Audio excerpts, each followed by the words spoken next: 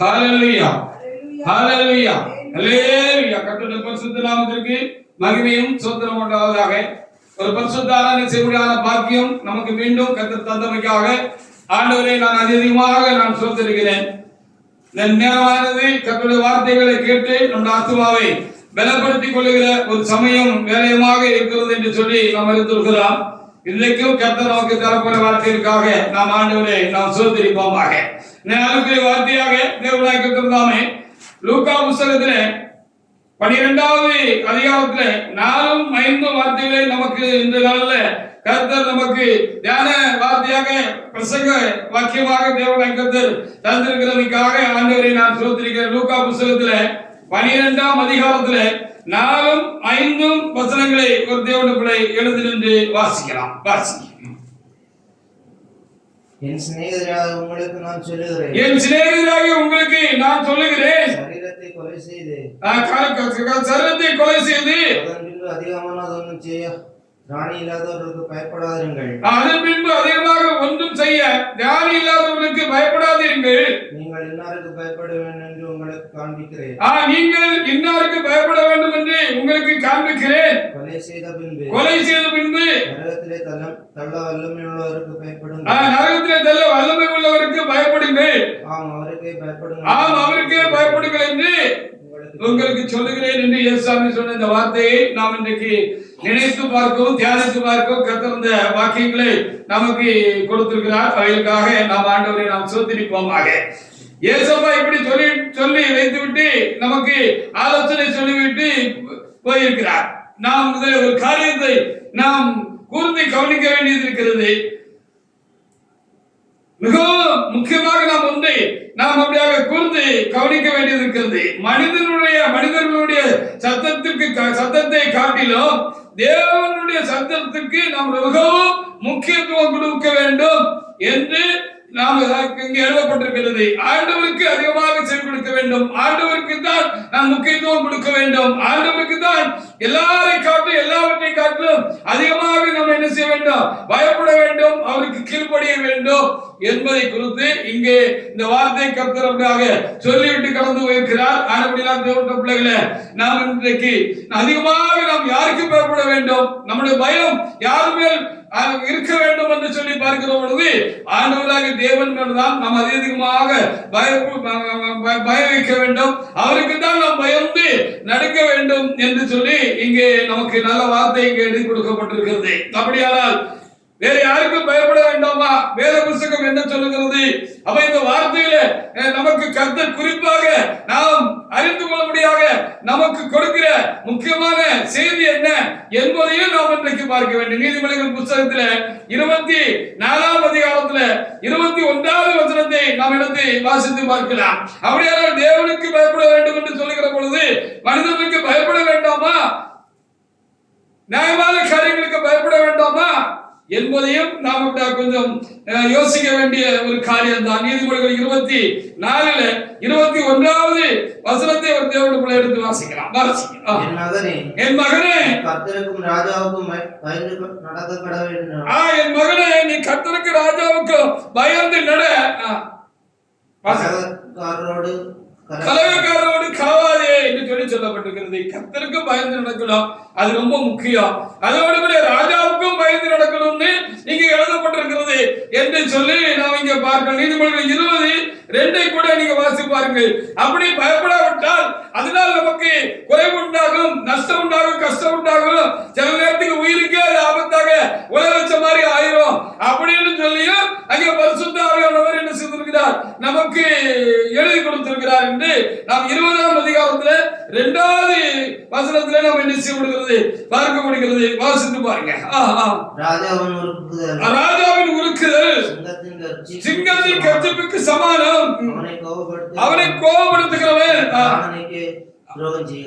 பிராணனுக்கே என்ன செய்கிறான்? துரோகம் செய்கிறான் என்று சொல்லி அங்கே எழுதப்பட்டிருக்கிறார். அப்படியானால் நாம் லூக்கா 12:4 வாசித்தோம். என் சிநேகிதராகிய உங்களுக்கு நான் சொல்லுகிறேன், சரீரத்தை கொலை செய்து அதற்கு பின்பு அதிகமாக ஒன்றும் செய்ய திராணி இல்லாதவர்களுக்கு நீங்க பயப்பட வேண்டாம். மனுஷர்களுக்கு நீங்க பயப்பட வேண்டாம். மனுஷர்களுக்கு பயப்படுகிற பயம் நல்ல காரியம் அல்ல.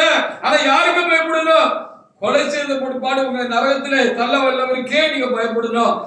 தேவனுக்கு தான் நீங்க முக்கியமா பயப்படணும். முதல்ல அவருக்கு பயப்படுற பயம் தான் உங்களுக்குள்ள இருக்கணும், சரியா இருக்கணும்னு சொல்லி இங்க சொல்லப்பட்டிருக்கு. ஆனாலும் ராஜாவுக்கும் பயப்படணும் என்று சொல்லப்பட்டிருக்கு. நீ கர்த்தருக்கு மாத்திரமல்ல, நீ ராஜாவுக்கு பயந்து நட என்று சொல்லப்பட்டிருக்கு. அப்படி பயந்து நடக்கிற அப்படின்னு சொன்னா அதனால உனக்கு தீங்கு உண்டாகும் என்றெல்லாம் இங்கே எழுதப்பட்டிருக்கிறது. இன்னும் யாருக்கெல்லாம் பயப்பட வேண்டும் என்று வேதத்திலே நமக்கு எழுதி கொடுத்திருக்கிறது என்று சொல்லி நாம் பார்க்க வேண்டியதா இருக்கிறோம். 1 தீமோத்தேயு 2ஆம் அதிகாரத்தில் 2ஆம் வசனத்திலே பாருங்க, ராஜாக்களுக்காக ஜெபம் பண்ணணும்னு சொல்லப்பட்டிருக்கிறது.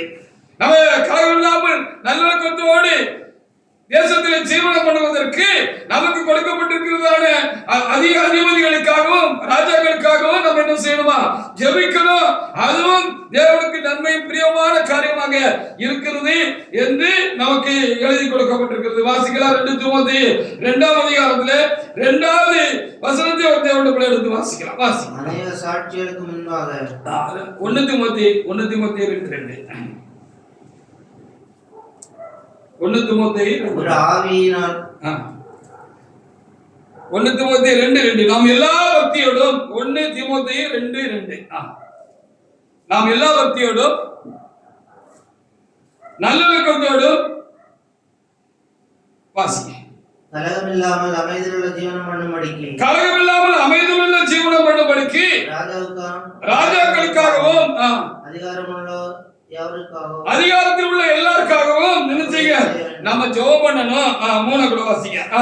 நம்முடைய இரட்சகராகிய தேவனுக்கு முன்பாக நன்மையும் பிரியமா இருக்கு. அது நன்மையும் பிரியமா இருக்கு. அது நமக்கு நல்லது.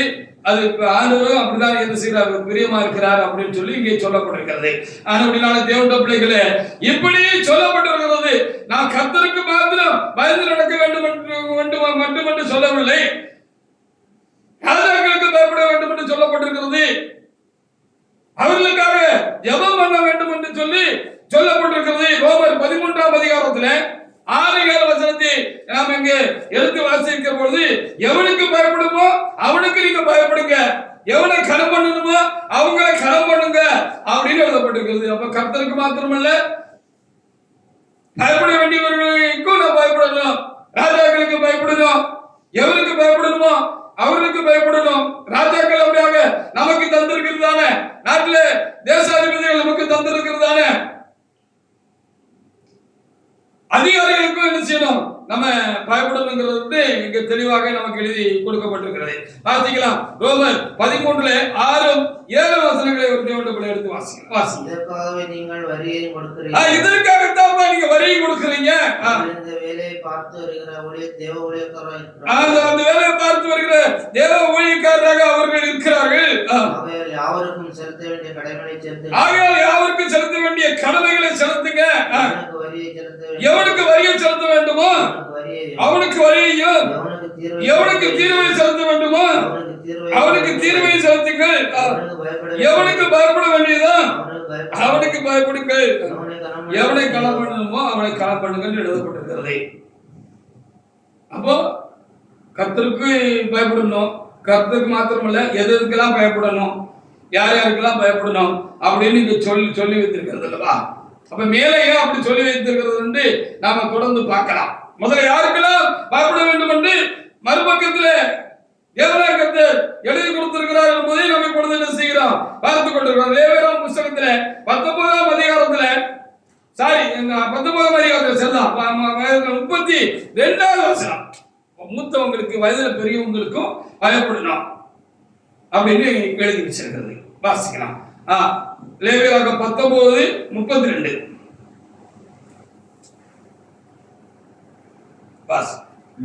நரைத்தவனுக்கு முன்பாக எழுந்து முகத்தை கனம் பண்ணி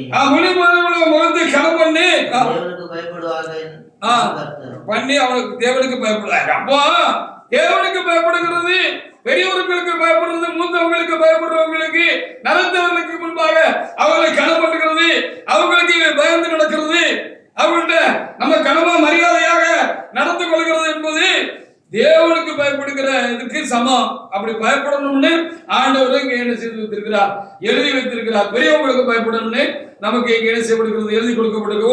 19 3 வாசி பாருங்க. தாயின் தகப்பனுக்கும் பயப்படணும்னு சொல்லி வைத்திருக்கிறார். தாயின் தகப்பனுக்கும் பயப்படணும்னு அதே 19 3ஆம் அதிகாரத்துல எழுதப்பட்டிருக்கிறது. உங்களில் அவனவன் தன் தாய்க்கும் தன் தகப்பனுக்கும் பயந்திருக்க. அப்ப பெற்றவங்களுக்கு பயப்படணும். போதும், பெற்றவங்களுக்கு என்ன செய்யணும், பயப்படணும்னு அங்க எழுதிருக்கு. தாய்க்கு பயப்படணும், தாயை கனம் பண்ணணும். ஆண்டவரை கனம் பண்ணுகிறது போல நாம என்ன செய்யணும், தாயை தகப்பனையும் கனம் பண்ணணும். வயதுல பெரியவங்க தேவனை கனம் பண்ணுகிறது போல, தேவனுக்கு பயப்படுறது போல அவங்களுக்கு பயந்து அவங்களே கனம் பண்ணணும். ராஜாவை கனம் பண்ணணும், ராஜாக்களுக்காக ஜெபம் பண்ணணும். இப்படி நிறைய காரியங்கள் நமக்கு என்ன செய்யப்பட்டிருக்கிறது, எழுதி கொடுக்கப்பட்ட உபாகம புத்தகத்துல 17 12 13 கூட வாசிக்கலாம். ஆவிக்குரிய தலைவர்களுக்கும் நம்ம பயப்படலாம். நம்ம இடத்துல பரிசுத்தவான்களுக்கு நம்ம பயப்படலாம். தேவனுடைய ஊழியக்காரர்களுக்கு பயப்படணும். சபையில இருக்கிறதான சபையின் தலைவர்களுக்கு நம்ம என்ன செய்யணும், பயப்படணும் என்று சொல்லி உபாகம புத்தகத்துல 17 12 13 நம்ம எடுத்து வாசித்து பார்க்கலாம். உபாகமம் 17 12 13 17 உபாகம புத்தகத்துல 17 12 13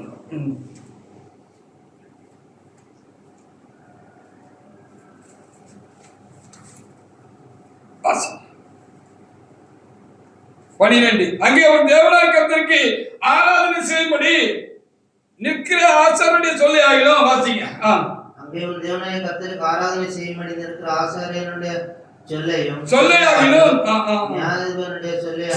நியாயாதிபதியுடைய சொல்லையாகிலும் மீறாமல் ஒருவன் இடும்பு செய்தால் அவன் சாக கடவன். தீமை இஸ்ரவேலிலிருந்து விலக்க கடவாய். இப்படியே தீமை இஸ்ரவேலிலிருந்து என்ன செய்யணும், விலக்க கடவாய் என்று எழுதப்பட்டிருக்கிறது. 13 கூட வாசிங்க. அப்பொழுது ஜனங்கள் எல்லாரும் அதை கேட்டு பயந்து இனி இடும்பு செய்யாதிருப்பார்கள் என்று சொல்லி எழுதப்பட்டிருக்கிறது. எனக்கும் பயப்படணும், ராஜாவுக்கும் பயப்படணும்,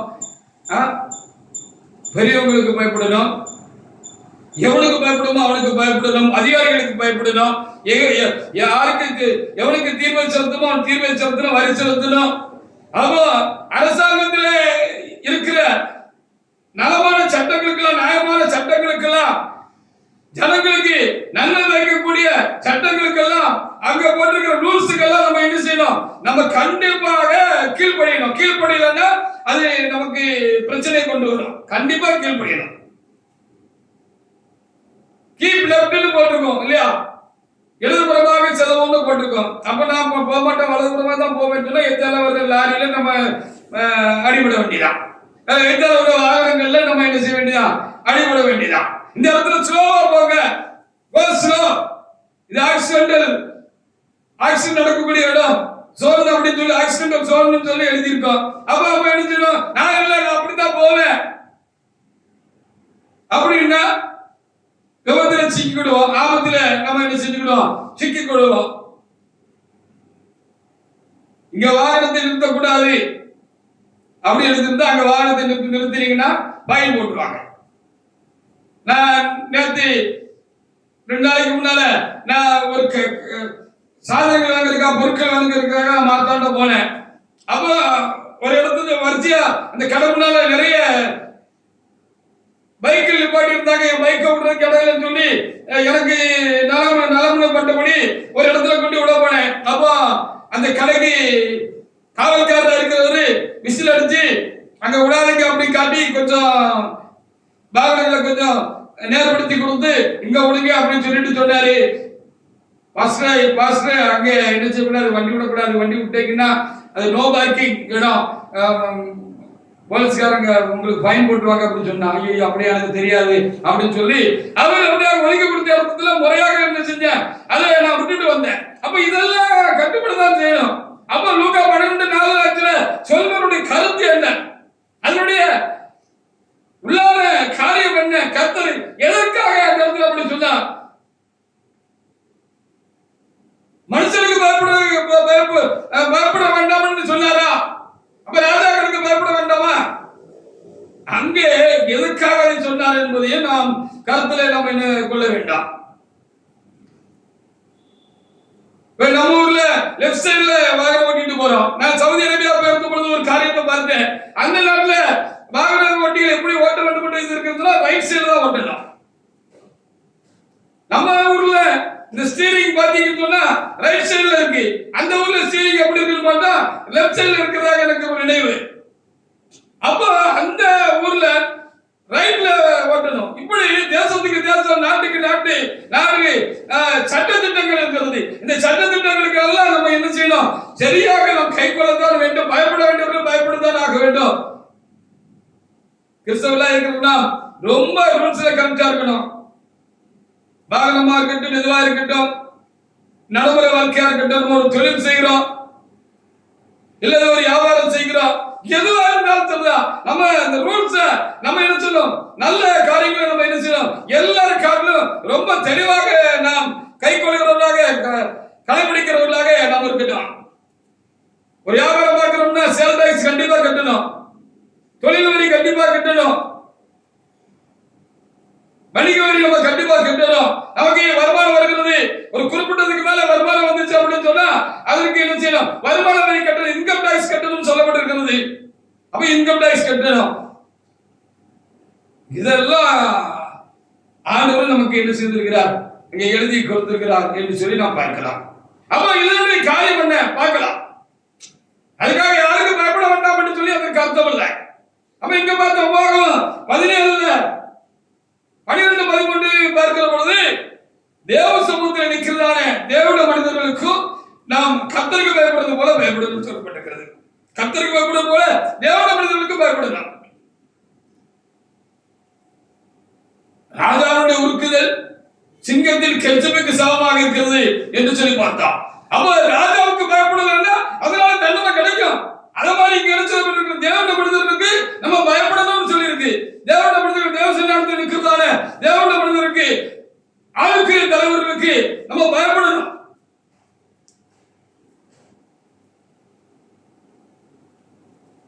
யாத்திராகம் 22:28 வாசி பாருங்க. யாத்திராகம் 22:28 ஒரு தேவனுடைய பிள்ளை எடுத்து வாசி பார்க்கலாம். அவங்கள்ட்ட எடுத்து நிற்க கூடாது, அவங்கள தூசிக்க கூடாது, அவங்கள சபிக்க கூடாதுன்னு அங்க வேத புத்தகத்துல எழுதி வச்சிருக்கு, தெளிவா எழுதி வச்சிருக்கு. யாத்திராகம் 22:28 வாசிங்க. நியாயாதிபதிகளை துசியாமலும் உங்களுக்கு நியாயாதிபதிகளாக நாம் தந்திருக்கிறதான நியாயாதிபதிகளை உங்களை நியாயம் தீர்க்கும்படியாக சாலத்தில் வைத்திருக்கிறதான தேவனுடைய மனுஷர்களை நினைச்சக்கூடாது, நீங்க தூசிக்க கூடாது. ஜனத்தின் அதிபதியை சபியாமல் இருப்பாயா அப்படின்னு சொல்லப்படும். இதற்காக அப்போஸ்தலர் 23 அதிகாரத்துல 3 முதல் 5 வரைக்குள்ள வசனங்கள்ல இதைத்தான் அங்க நினைவுபடுத்தி பவுலும் சொல்லுகிறார் என்று சொல்லி அங்க பார்க்க முடியாது. அவரை நியாய விசாரிக்கிறதுக்காக அவரை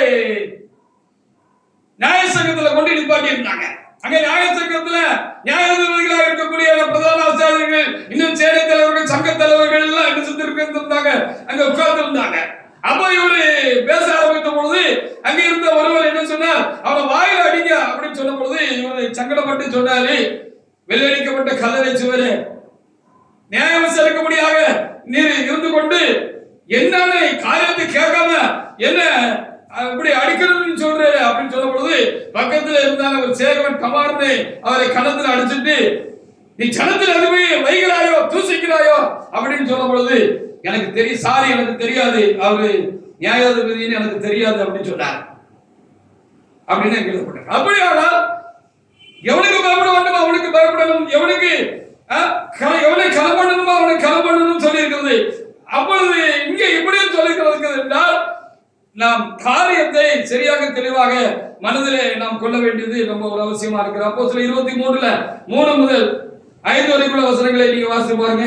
23 3 முதல் 5 வரைக்குள்ள வசனங்கள். அப்பொழுது பவுல் அவனை பார்த்து வெள்ளையடிக்கப்பட்ட சுவரே, வெள்ளையடிக்கப்பட்ட சுவரே, தேவன் உம்மை அடிப்பார், தேவன் உன்னை அடிப்பார். நியாயப்பிரமாணத்தின்படி என்னை நியாயம் விசாரிக்கிறவர் உட்கார்ந்திருக்கிறார், நீர் நியாயப்பிரமாணத்திற்கு விரோதமாக என்னை அடிக்க சொல்லாமா என்றார். ஆமா, நியாயப்பிரமாணம் என்ன சொல்லுதுன்னு சொல்லி பார்க்கிற பொழுது எதையும் விசாரித்து அதுக்கப்புறம் தான் என்ன செய்யணும்? ஒரு காரியத்தை முடிவு பண்ணணும், ஒரு தீர்ப்பு செய்யணும்னு சொல்லி இருக்குல்ல அப்படின்னு அவர் கேட்டார். அப்போ சமயத்தில் நின்றவர்கள் சமீபத்தில் நின்றவர்கள் தேவனுடைய பிரதான ஆசாரியர் அடிக்கல அதை பார்த்து என்று கேட்டார்கள் என்று சொல்லி அங்கே எழுதப்பட்டிருக்கிறது. அதுக்கு பவுல் என்ன சொன்னார் வாசிங்க. சகோதரரே பிரதான ஆசாரியர் எனக்கு தெரியாது, பிரதான ஆசாரியர் எனக்கு தெரியாது, ஜனத்தின் அதிபதியை தீர்த்து அங்க நம்ம வாசம் இல்லவா அந்த யாத்ரா புத்தகத்துல அதைத்தான் அவர் நினைவுபடுத்தி இங்க அவர் சொல்றாருன்னு சொல்லி சொல்லப்பட்டிருக்காரு. அப்படி நான் தேவனுடைய பிள்ளைகளே, நாம் இன்றைக்கு பிரசங்க வாக்கியத்துல நாம் பார்க்கிறோம், என் சிறையிலால் உங்களுக்கு நான் சொல்லுகிறேன், சரீரத்தை கொலை செய்து அதன் பின்பு அதிகமாக ஒன்றும் செய்ய திராணி இல்லாதவர்களுக்கு நீங்க பயப்பட வேண்டாம், மனுஷங்களுக்கு பயப்பட வேண்டாம், நீங்கள் இன்னாருக்கு பயப்படணும்னு நான் சொல்றேன். கொலை செய்த பிற்பாடு நரகத்திலே தள்ள வல்லவருக்கே நீங்க பயப்படணும், ஆமா அவருக்கே பயப்பட வேண்டும் என்று சொல்லுகிறேன் யோசப்பா சொல்லிட்டு போயிருக்கிறாரு.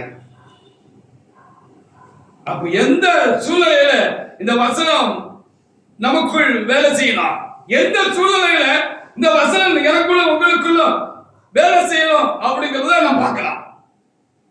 அதே கத்தர் தான் இங்க நான் பார்த்த வசனங்களை எழுதி வச்சிருக்கா. எனக்கு பயப்படுற போல என்னென்னார்களாம் பயப்படு அப்படின்னு திட்டமாக எழுதி வச்சிருக்கிறார். ரோமர் புத்தகத்துல 13 1 வாசித்து பாருங்க. ரோமர் புத்தகத்துல 13 1 அங்க என்ன எழுதி வச்சிருக்கிறது என்று திரும்ப நம்ம பார்க்கலாம். எந்த மனுஷனும் மேலான அதிகாரம் உள்ளவருக்கு கீழ்ப்படிய எந்த மனுஷனும் மேலான அதிகாரம் உள்ளவனுக்கு கீழ்ப்படிய கிடையாது. அது உலக சட்டமாக இருக்கட்டும், தேசத்தின் சட்டமாக இருக்கட்டும், இல்ல தேவ சமூகத்துல நமக்கு கொடுக்கப்பட்டிருக்கிற சட்டமாக இருக்கட்டும், அதற்குரிய அதிகாரிகளாக இருக்கட்டும், அதுக்கு நம்ம கண்டிப்பா பயப்படலாம். நம்ம தான் ரொம்ப அதுல முஸ்திப்பா இருக்கணும், சரியாக இருக்கணும். வாசிங்க. தேவனாலே அன்றி ஒரு அதிகாரமும் இல்லை, தேவனாலே அன்றி ஒரு அதிகாரமும் இல்லை. இருக்கிற அதிகாரங்கள் தேவனாலே நியமிக்கப்பட்டிருக்கிறது, தேவனாலே நியமிக்கப்பட்டிருக்கு சொல்லிட்டு 5 6 வாசி பாருங்க. இப்போ இதற்காகவே நீங்க வரியையும்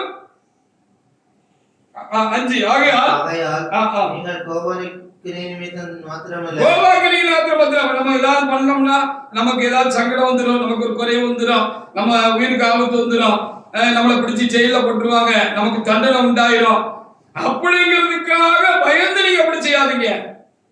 தேவனுக்கு எப்படி மனப்பூர்வமாக நீங்க பயந்து கீழ்ப்படிந்து அவரை கனம் பண்றீங்களோ அத மாதிரி இதெல்லாம் செய்யணும் அப்படின்னு ஆண்டவர் சொல்லிட்டார்.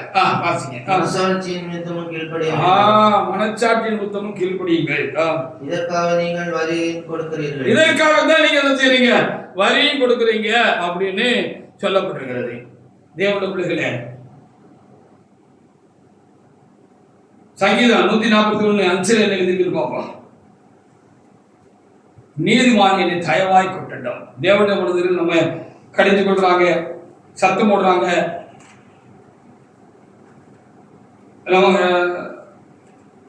நமக்கு நம்மளை கொட்டுறாங்கன்னு வச்சுக்கங்களேன், நம்மளை கொட்டுறாங்கன்னு வச்சுக்கங்களேன், கடிஞ்சு கொள்றாங்கன்னு வச்சுக்கங்களேன். அப்போ நம்ம என்ன செய்யணும்னு சொல்லி இங்கே எழுதி கொடுக்கப்பட்டிருக்கிறது. 141 5 நீதிமானனே தயவாய் கொட்டி, நீதிமானனே தயவாய் கொட்டி என்னை கடிந்து கொள்ளட்டும், அது என் தலைக்கு எண்ணெய் போல் இருக்கும், என் தலை அதை அழுது தட்டுவதில்லை. அவங்களை ஏத்து நிக்காத, அவங்களுக்கு அவங்க உனக்கு ஏதாவது சொன்னாங்க, அவங்க குட்டினாங்க, அவங்க உன்னை கடிச்சு கொண்டாங்க, இல்ல நல்லதுக்கு உங்ககிட்ட கொஞ்சம் கோபமா பேசுறாங்க, கோபப்பட்டாங்க, கண்டிப்பா இருந்தாங்க அப்படின்னா நீ அதை சந்தோஷமா ஏற்றுக்கோ அப்படின்னு எழுதப்பட்டிருக்கிறது. அப்போ அந்த வசனம் எதுக்கு சொல்லப்பட்டது? அதுக்காக நம்ம என்ன சொல்லக்கூடாது, இந்த முரட்டு ஆத்மா முரட்டாட்டம் பண்றவங்களாக வேலை அப்படி சொல்லி இருக்கிறதா, மனுஷனுக்கு பயப்படக்கூடாது என்று சொல்லி இருக்கிறதா அப்படின்னு சொல்லிட்டு நான் யாருக்கு பயப்பட மாட்டேன், கடவுளுக்கு தான் பயப்படுவேன், இயேசுக்கு தான் பயப்படுவேன், தேவனுக்கு தான் பயப்படுவேன் அப்படின்னு நிமிர்ந்து நிற்க கூடாது. ஹல்லேலூயா. அங்க ஏன் சொல்லியிருக்கு, எதுக்கு சொல்லியிருக்கு அப்படிங்கிறதையும் நம்ம கொஞ்சம் ஆலோசிக்கணும். யோசிக்கணும். எப்ப அந்த வசனத்துக்கு நம்ம தீவிரமா இருக்கலாம்? மனுஷனுக்கு எப்ப பயப்படக்கூடாது, ராஜாவுக்கு எப்ப பயப்படக்கூடாது?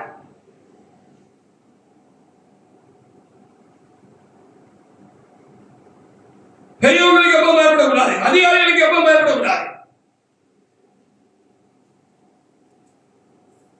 தாய் தப்பனா இருந்தாலும் எப்ப அவங்க சொல்லுகிறதுக்கு நம்ம சரின்னு போகக்கூடாது.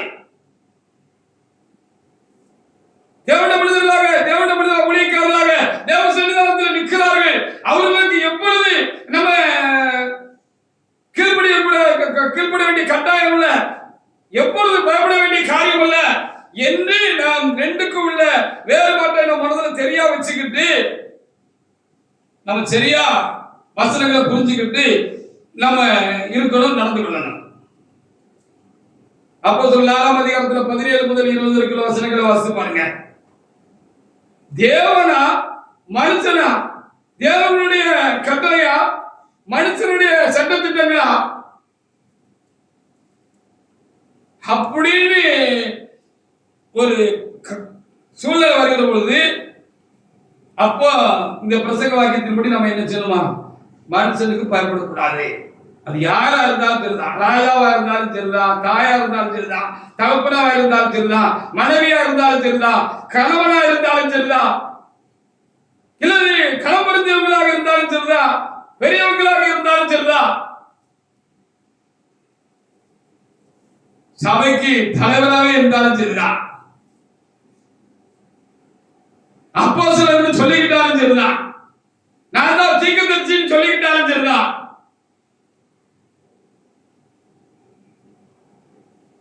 ஆண்டவர் ஒண்ணு சொல்லியிருக்கேன், இவங்க ஒண்ணு சொல்றாங்க, ஆண்டவர் ஒண்ணு சொல்லியிருக்கேன், இவங்களோட காரியங்களா அதுக்கு எதிரடியா மாறுபாடா இருக்கு, தேசத்துடைய சட்டம் மாறுபாடா இருக்கு, ராஜா ஸ்தானத்தில் இருக்கிறதான மனுஷன் சட்டங்கள் வேறுபாடா இருக்கு அப்படின்னு சொன்னா நம்ம என்ன செய்யக்கூடாதா?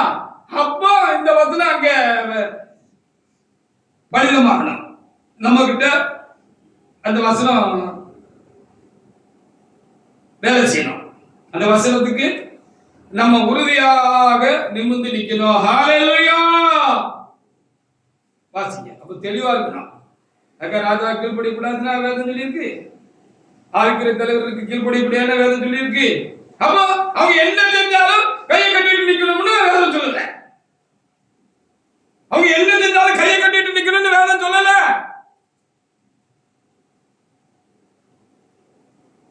கண்ணை மூடிட்டு அவங்க என்ன சொன்னாலும் சரி சரின்னு சொல்லணும். அவங்க பயப்படணும் சொல்லி வேதம் சொல்லல. தெளிவாக இருக்கணும். ஆவிக்குரியவர்களாக நாம் ஆகிலும் இது அதிகமாக ஜனத்துக்குள்ளே அதிகமாய் பரம்பாதபடிக்கு ஒருவரோடு இந்த நாமத்தை குறித்து பேசக்கூடாது, உறுதியாய் பயமுறுத்த வேண்டும் என்று சொல்லிக் ஆமா என்ன அனுப்பாட்டிங்க. என்னன்னா அங்க பேரு பிரசங்கம் பண்ணாருன்னு நம்ம பார்க்கிறோம் இல்லையா? அப்படி பிரசங்கம் பண்ண காரியங்களை கண்டு அவர் பிடிச்சி சிறைச்சாலையில வச்சுட்டாங்க அப்படின்னு சொல்லி பார்க்கலாம். முந்தின பகுதிகள்ல திரும்ப அந்த நியாய சங்கம் கூடுச்சு, இந்த சேலை கொடுத்து சேலை தலைவர்கள் கூடினார்கள்.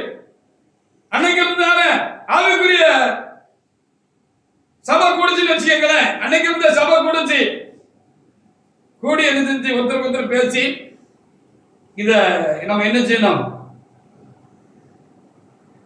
எப்படி நம்ம இதை பரம்ப விடக்கூடாது, இயேசு நாமத்தை பரம்ப விடக்கூடாது, இதுக்காக உங்களை பயமுறுத்தணும் அப்படின்னு சொல்லி ஒருத்தர் பேசிக்கிட்டு என்ன செஞ்சாங்கன்னு எழுதப்பட்டிருக்கு. வாசிங்க 18. அவர்களை அழைத்து இயேசு நாமத்தை குறித்து எவ்வளவும் பேச போதிக்கவும் கூடாது என்று அவர்களுக்கு கட்டளையிட்டார். இயேசு நாமத்தை குறித்து எவ்வளவும் பேசவும் போதிக்கவும் கூடாது என்று அவருக்கு கட்டளையிட்டார்கள். பேதுருவும் யோவானும் அவர்களுக்கு பிரதித்திரமாக தேவனுக்கு செவி கொடுப்பதை பார்க்கிலும் உங்களுக்கு தேவனுக்கு முன்பாக நியாயமா இருக்குமா? நீங்களே நிதானிச்சு பாருங்க, நீங்களே கொஞ்சம் நிதானிச்சு பாருங்க, யோசிச்சு பாருங்க அப்படின்னு சொல்லிட்டு நாங்கள் கண்ட வேளையும் கேட்ட வேளையும் பேசக்கூடாமல் இருக்க. அவங்க எல்லாம் தேவனால நியமிக்கப்பட்டவங்க, பரிசுத்தவான்கள், தேவ சமூகத்துல அவங்க நிக்கிறாங்க. அவங்க பெரிய வேலைகளை கடந்த காலங்கள்ல செஞ்சாங்க. இப்ப என்ன வேலை செஞ்சுட்டு இருக்காங்க? இப்ப அதே மாதிரி கர்த்தருக்கு பயந்து கர்த்தருடைய காரியத்துல உண்மை உறுதியுமா இருந்து தேவனுடைய சமூகத்தினுடைய ஆசீர்வாதங்களுக்காக, தேவனுடைய ஆசீர்வாதங்களுக்காக, சபையுடைய மேன்மைக்காக, நன்மைக்காக, தேவனுடைய நாமம் மகிமைப்பட வேண்டும் என்பதற்காக, ஜனங்களுடைய சிநேகத்துக்காக, அன்புக்காக, ஐக்கியத்திற்காக, சகோதர சிநேகத்துக்காக இப்ப இவங்க அப்படி இருக்காங்க அப்படிங்கறத நம்ம பார்க்கலாம். இங்க யாரு அன்றைக்கு இருந்த ஆசாரிகளும் தேவாலயத்தின் சேனை தலைவனும் அப்படின்தான் இங்க முன்பகுதியில் எழுதப்பட்டிருக்கிறது. சேனை கூட்டம் ஒண்ணு இருந்துச்சு, அதுதான் கூடி இப்படி சொன்ன பொழுது இவங்க இப்படி சொன்னாங்கன்னு சொல்லப்பட்டிருக்கிறது. அப்ப ராஜாவுக்கு பயந்தது போல பயப்பட வேண்டியவங்களுக்கு நியாயமான காரியங்களும் நம்ம பயப்படணும். நியாயமான காரியங்களுக்கு எல்லாருக்கும் பயப்படணும். ராஜாவுக்கு பயப்படணும் நியாயமான காரியத்துக்கு. அவரு அனுப்பின அதிகாரிகளுக்கு பயப்படணும், பெரியவங்களுக்கு பயப்படணும், தாய்க்கு போடணும், தகப்பனுக்கு பயப்படணும், களம் பொருந்தியவங்களுக்கு பயப்படணும்.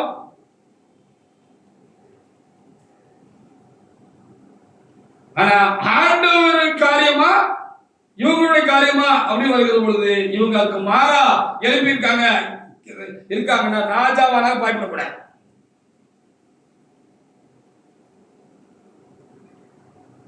தேசத்தின் சட்டம் தேவனுடைய சட்டத்துக்கு எதிரடையாக இருக்கிறது அப்படின்னா பயப்படக்கூடாது. அதான் நீங்க பிரசங்க வாக்கியத்திலே சொல்லப்படுகிறது. தெளிவாக இருக்கணும்.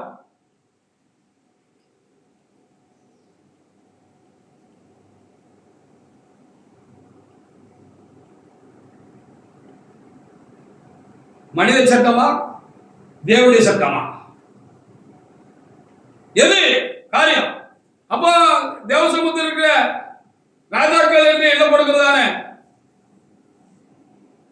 சபை தலைவர்களும் சபையில் நடத்துகிறதான தலைவர்களும் இறை சட்டத்துக்கு கட்டுப்பட்டு கீழ்பட்டு அடங்கி இருந்து பயந்து தேவனை முறையாக களம் பண்ணி ஆராதனை செய்து ஜனங்களையும் கர்த்தருக்கு பயந்து பாரபட்சமின்றி சரியாக நடத்தி ஆண்டவர் நாமம் மகிமைப்படும்படியான காரியங்களை அவர்கள் செய்கிற பொழுது அதற்கு நாம் நலப்பலம் ஒன்று சொல்லாதபடிக்கு கவுந்து கிடக்கணும்.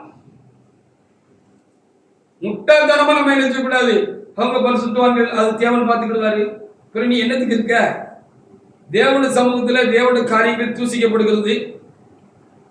உங்கள் நிமித்தம் பிரஜாதிகள் மத்தியிலும் தேவனுடைய நாமம் தூசிக்கப்படுகிறது என்று சொன்னது போல தேவனுடைய நாமம் தூசிக்கப்படுகிறது. சபைக்கு ஒரு பங்கு வருகிறது.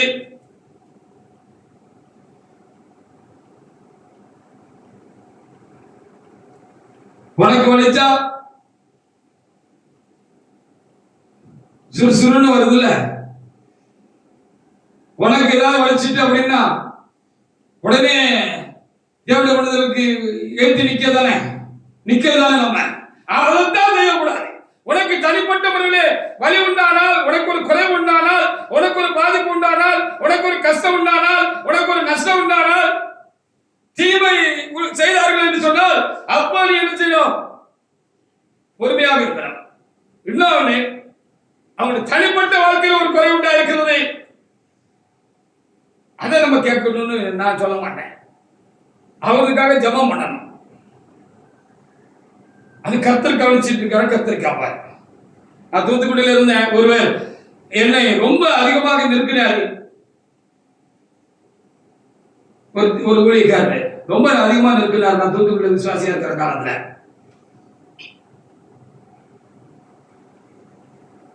அதே மாதிரி சிலர் நெருக்கப்படுகிற பொழுது நான் பார்த்திருக்கிறேன். நெருக்க கூட படல, அவங்களுக்கு அவரு சாதகமா இல்ல பாதகமா இருக்காரு. இவங்க சில தப்புக்கு ஊழியக்காரங்க சாதகமா இருக்கணும்னு நினைச்சு சிலர் ஊழியக்காரங்க கிட்ட நடத்துறவங்க கிட்ட நினைச்சுவாங்க, மூஞ்ச காட்டுவாங்க, முறையை காட்டுவாங்க, சில வேண்டாத செயலாம் செய்வாங்க. நான் அப்படி பார்த்திருக்கிறேன்.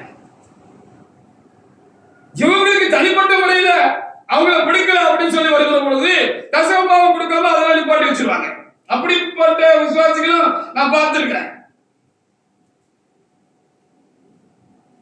ஆனா நான் அப்படி ஒரு 6 வருஷமா நிற்கப்பட்டேன்.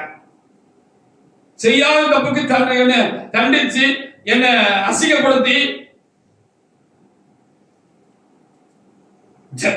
தேவனுடைய பிள்ளைகள் ஜனங்கள் எல்லாம் எனக்கு விரோதமா திருப்பி விட்டு ரொம்ப எப்படியாவது நம்மள தலை விட்டு தள்ளிடணும்னு எவ்வளவு முடியுமோ அவ்வளவு செஞ்சாரு அந்த மனுஷன், இந்த ஐயா. ஆனா அப்படிப்பட்ட சூழ்நிலையிலும் தனிப்பட்ட முறையில நான் எடுத்து நிக்காத மாத்திரமில்ல, அப்பவும் நான் அவருக்கு தேவனுக்கு செலுத்த வேண்டிய தசமபாகத்தை அவருக்கு நான் கொடுத்துட்டு தான் இருந்தேன். தேவனுடைய பிள்ளைகளை நாம் தெளிவுள்ளவர்களாக இந்த அவசரத்திலே நாம் காணப்பட வேண்டாம். இன்றைக்கு பிரசங்க வாக்கிய லூக்கா 12:4-5 மனிதர்களுக்கு உங்களை சரீரத்தை கொள்ள வல்லவர்களாக இருக்கிறவர்களுக்கு நீங்க பயப்படாதீங்க, உங்கள் நரகத்தில் தள்ள உள்ளவருக்கு பயப்படாதுன்னு சொன்னா அது என்ன காரியம்?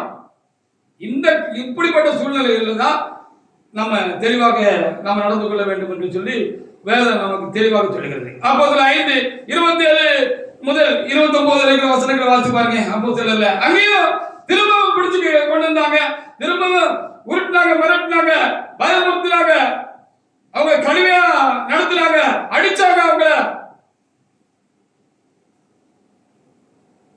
அப்படின்னு அங்கே எழுதப்பட்டிருக்கிறது. 5:27 முதல்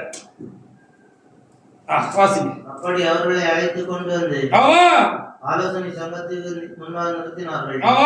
அப்பொழுது பிரதான ஆசாரியன் அவர்களை நோக்கி, நீங்கள் அந்த நாமத்தை குறித்து போதம் பண்ணக்கூடாது. ஏற்கனவே சொல்லியிருக்கோம்லப்பா, நீங்க அந்த நாமத்தை குறித்து என்ன செய்யக்கூடாது, போதம் பண்ணக்கூடாது அப்படின்னு சொல்லியிருக்கோம்லப்பா, உறுதியா சொல்லல, கண்டிப்பா சொல்லி அனுப்பணும்ல. நாங்கள் உங்களுக்கு உறுதியை கட்டளையிட்டு அனுப்பவில்லையா? ஆமா. அப்படி இருந்தும் இதோ எருசலேமை உங்கள் போதகத்தினால் நிரப்பி இரத்தப்படி எங்கள் மேல் சுமத்த வேண்டும் என்று இருக்கிறீர்கள். ஆமா, அவனை கொலகாரங்க நாங்க தான் நீ சொல்லிக்கிட்டு இருக்கிய அப்படின்னு சொன்னாங்கன்னு சொல்லப்பட்டிருக்கிறது என்று சொல்லுங்கள். அதற்கு பேதுரு மற்ற அப்போஸ்தலரும் என்ன சொன்னாங்க? மறுபடியும் தைரியமா சொன்னாங்க, மனுஷருக்கு கீழ்ப்படிக்கிறதை பார்க்கலாம் தேவனுக்கு கீழ்ப்படியணும் அப்படின்னு. அதுதான் ரொம்ப அவசியம். அவருக்கு தான் பயப்படணும், உங்களுக்கு பயப்பட கூடாது, பயப்பட வேண்டாம் சொன்னாங்க. இதுக்கு தான் இந்த பிரசங்கம். இதைத்தான் ஏசப்பா சொல்லிட்டு இருக்கிறார். ரெண்டையும் போட்டு குழப்பி விடக்கூடாது. ஐயோ, ராஜாவுக்கு பயப்படும் சொல்லியிருக்கேன், சட்டத்திட்டங்களுக்கு பயப்படும் சொல்லியிருக்கேன், அம்மாவுக்கு பயப்படும் சொல்லியிருக்கேன், அப்பாவுக்கு பயப்படும் சொல்லிங்க. சபைக்கு போனா காலை எடுத்துருவேன்னு அப்பன்னு சொல்லுவான். சபைக்கு நம்ம எவ்வளவு பாரம்பரியமான இந்து குடும்பம், நம்ம எவ்வளவு பாரம்பரியமான இந்து குடும்பம். நீ சபைக்கு போயா காலை எடுத்துருவேன்னு சொல்லுவான். தகப்பனே நான் போயிட்டு வரேன், நீங்க அதுக்கப்புறம் காலை எடுத்துக்கோங்கன்னு நம்ம மட்டும் கிளம்பிடணும். தேவனுடைய சுத்தம் உண்டா இருக்க, அதற்கு மாறாக ஒரு மாறுமையை சாய்ந்து கொள்கிற ஒரு மனைவி உனக்கு துராலோசனை சொல்லுவார்.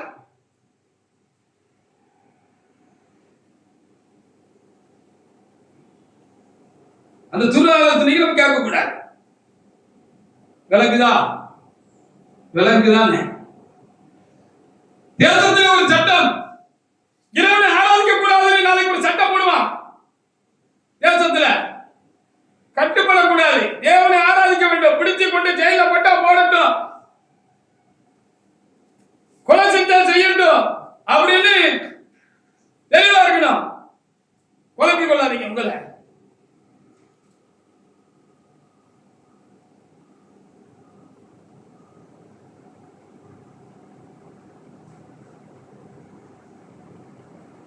இதே அதிகாரத்துல 40 வாசி பாருங்க. அவர் அடிச்சு எழுப்புனாங்க, முதல்ல பயமுறுத்தி அனுப்புனாங்க, அதை அடிச்சு எழுப்புனாங்க. வாசிங்க. அப்பொழுது அவருடைய யோசனைக்கு உட்பட்டு என்ன செஞ்சாங்க?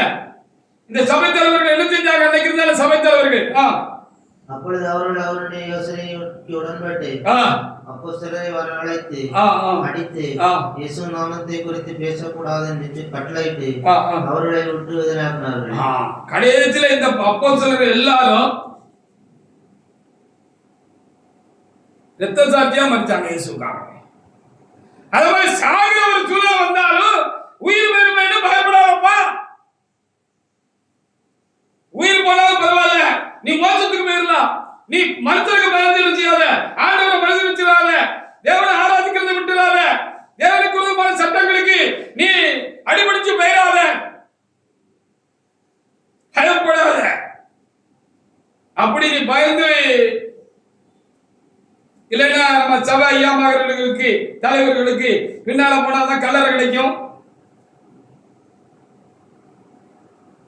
பின்னால போனாதான் கல்யாணத்துக்கு பொண்ணு கிடைக்கும், மாப்பிள்ளை கிடைக்கும். அவங்க பின்னால்தான் பெரிய கூட்டம் இருக்கு, அதனால அவங்க பின்னால போவான். போனேன்னா அவங்க சரியில்லைன்னு தெரிஞ்சும் உன்னுடைய உலக நன்மைகளுக்காக, ஆசீர்வாதங்களுக்காக, தேவைகளுக்காக நீ அப்படிப்பட்ட பாஸ்டர் பின்னால நீ போனேன்னா போங்க, என்ன ஆகும்? என்ன ஆகும்?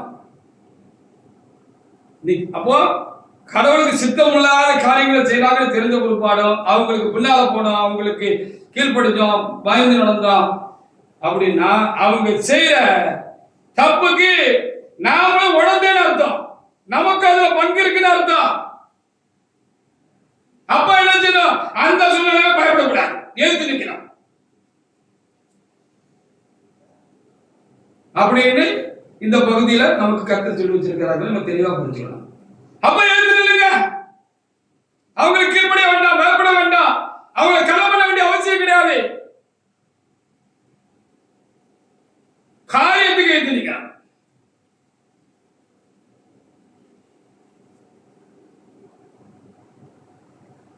இப்ப லூக்கா 12:4-5 வாசி பார்க்க உங்களுக்கு விளங்கும். ராஜாவா இருந்தாலும் நமக்கு அதை பத்தி கவலை இல்லை.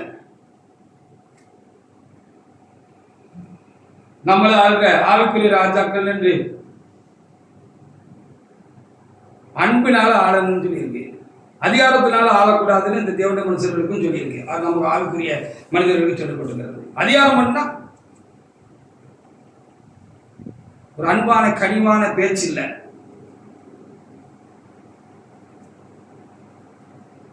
வாசிங்க, இப்போ வாசிங்க திரும்ப.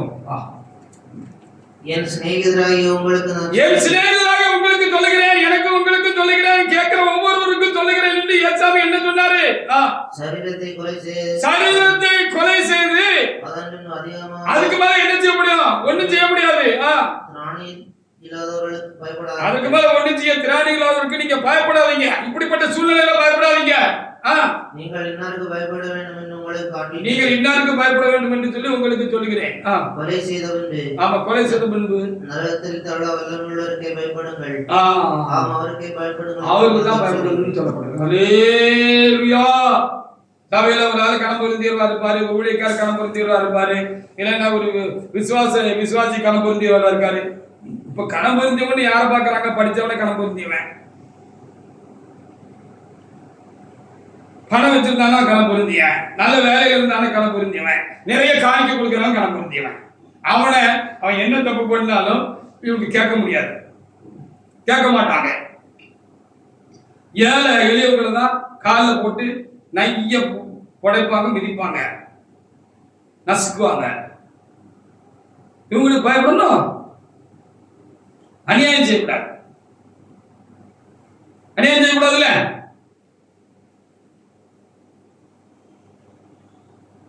அநியாயம் செய்யக்கூடாது.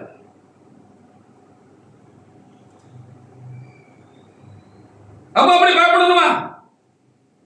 நிறைய துட்டுதாராரு, அதனால அவருக்கு பயப்படணும். அவரு துட்டுதாரர்னா அவருக்கு நிறைய துட்டு கொடுத்தாரு ஆண்டவரே, அதனால அவரு நிறைய துட்டு காணிக்க உனக்கு தாராரு, இல்லை எனக்கு தருவாரு. நிறைய கொடுத்தனால நிறைய தந்தாரு, அதுக்காக அவருக்கு பயப்படணுமா? அவர் சொன்னதுக்கெல்லாம் பயப்படணுமா? அவர் சொன்னபடிதான் செய்யணுமா? ஆண்டவர் என்ன சொல்லியிருக்காரு அதுபடி செய்யணும் ஊழியக்காரன்.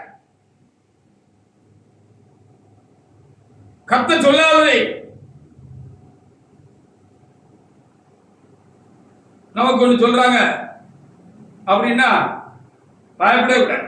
அதுதான் இங்க சொல்லியிருக்கு. எதுக்கு பயப்படணும்? இவர் இல்லைன்னா இவர் தாத்தா, இவர் இல்லைன்னா இவரு கூட்டா, தாத்தாவோ கூட்டாவோ இல்லது யாரை கொண்டாவது கத்தர் போசிப்பாங்க. அப்படியே போசி கட்ட பட்டு கட்ட செத்துறான். நமக்கு இப்போ கத்தோட வார்த்தை தான் முக்கியம், கத்தோட கட்டளை தான் முக்கியம், கத்தர் தான் முக்கியம், தேவன் தான் முக்கியம், வேற யாரும் முக்கியம் கிடையாது.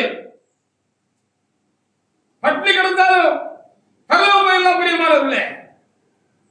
தேவனுக்காக சாகவும் ஆயத்தமா இருக்குன்னு சொல்லி அந்த வேத வசனம் நமக்கு சொல்லுது. இப்படிப்பட்ட காலகட்டங்கள்ல இப்படிப்பட்ட மனிதர்கள் இடத்துல முரண்பாடான ஆள்கிட்ட நம்ம முரண்பட்டு தான் நிக்கணும்.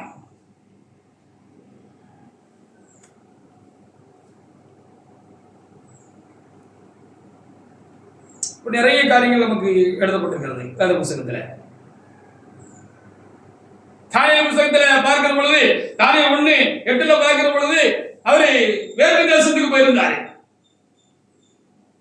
எசேக்கியேல் 48:17 பார்க்கிற பொழுது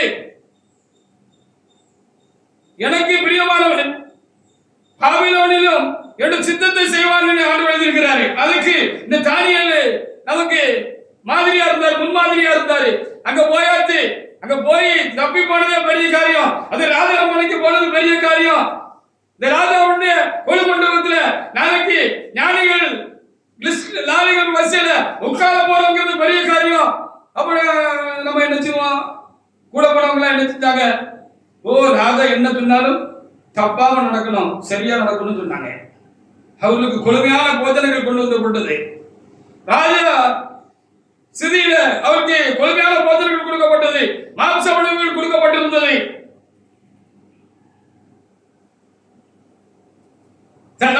திராட்சரசுகள் அவருக்கு கொடுக்கப்பட்டிருந்தது. அப்போ தானியேலோடு சேர்ந்துதானே தாத்தாஜ் மேசு தாவீது நோகா போன்றவர்கள் இந்த காரியங்கள் வந்த பொழுது அவர்களுக்கு ராஜா முன்னால கண்ணுக்கு தெரியல. ராஜாவுக்கு ராஜா காட்டிலும் தேவன் தான் அவங்களுக்கு தேவனுடைய காரியங்கள் தான் கண்ணுக்கு தெரிஞ்சிச்சு.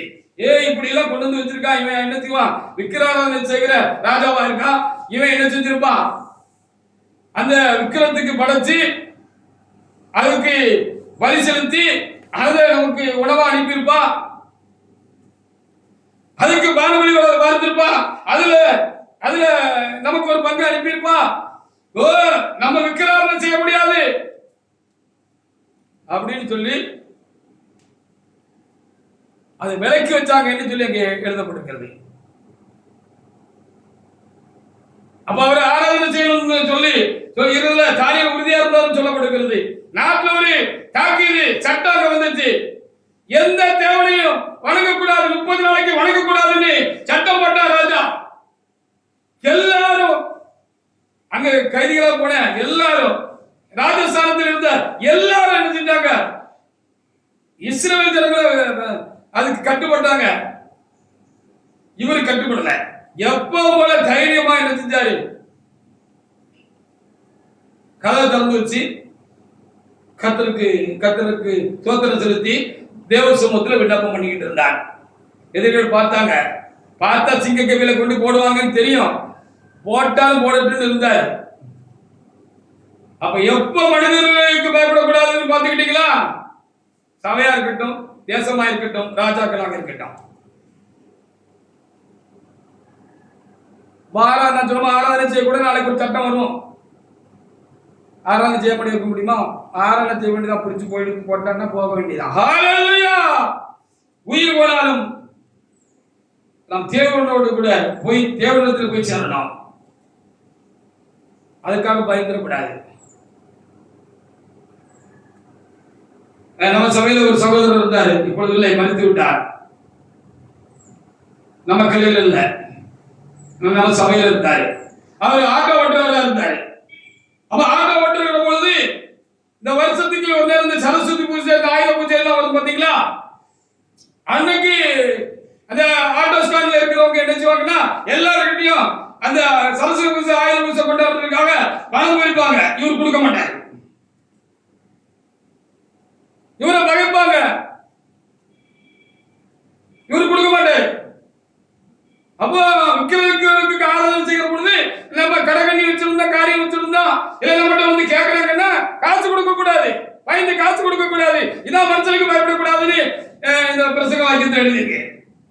இவர் கொடுக்க மாட்டாரு, அதனால அதுல கலந்து கொள்ள மாட்டார்.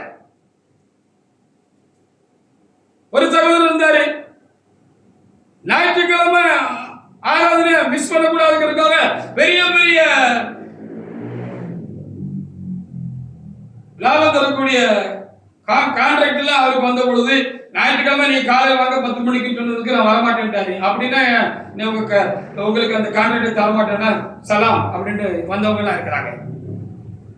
அது அப்படின்னா தேவ காரியங்கள்ல ஒரு பங்கு வருதுன்னா நம்ம அதுல கவனமா இருந்து எப்படி நடந்து கொள்ளணுங்கிறது தான் நமக்கு கொடுக்கப்பட்டிருக்கிற ஒரு முக்கியமான செய்தியாக இருக்கிறது. தேவனுடைய சமூகத்தில் இருக்கிற தேவனுடைய மனிதர்களுக்கு நாம் பயப்படுறது இப்படிதான் பயப்படணும்.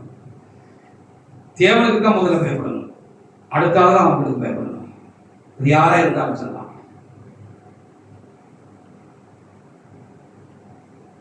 மற்றபடி பயப்படதான் செய்யணும். எதுக்கு அப்படிங்கிறதை நம்ம இன்னைக்கு பார்க்கறதுக்கு ஆண்டவர் என்ன செஞ்சாரு, நமக்கு அனுகிரகம் பாராட்டினார். ஆனா தேவனுடைய பிள்ளைகளே, இந்த வாக்கியம் என்ன சொல்லுகிறது, லூக்கா 12:4 என்ன சொல்லுகிறது என்பதை நம்முடைய ஆன்மாவில் தெளிவாக வைத்துக் கொண்டு தேவனை தவிர மற்றவர்களுக்கு எப்பொழுது பயப்படணுமோ அப்பொழுது பயப்படணும், எப்பொழுது பயப்படாது இருக்க வேண்டுமோ அப்பொழுது பயப்படாது இருக்க வேண்டும் என்று சொல்லி தேவனாய் கர்த்தர் இந்த நாளில் நமக்கு கொடுத்த ஆலோசனைகளுக்காக நாம் தேவனாய் கர்த்தருக்கு ஸ்தோத்திரம் செலுத்துவோமாக. கர்த்தர் நமக்கு தந்த நல்ல வார்த்தைகளுக்காக நானும் தேவனாய் கர்த்தரை நான் ஸ்தோத்திரிக்கிறேன். கர்த்தர் இந்த வார்த்தைகளை ஆசீர்வதிப்பாராக. ஆமென்.